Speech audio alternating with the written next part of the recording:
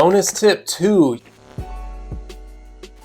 You can open Adobe Premiere Rush projects in Premiere Pro. So let's say you want to use Rush to make all of the basic edits and then do more advanced stuff in Premiere Pro. What I'll do is go ahead and open Premiere Pro so you guys can see exactly how to do that. If you want to see a Premiere Pro tutorial, check out the link up top right now or down below in the description. Here in Premiere Pro, in the bottom left, it gives us the option to open a Premiere Rush project. We'll click on that and you guys can see you can select that Premiere Rush project and it will start opening it up. So here we are now in Premiere Pro and we have successfully imported our Premiere Rush project. All of our media are right here in Premiere Pro, and the benefit of this is that we can do more advanced editing in Premiere Pro now, and all of the basic cuts and basic edits that we needed to do were done in Rush, and this speeds up the process a little bit.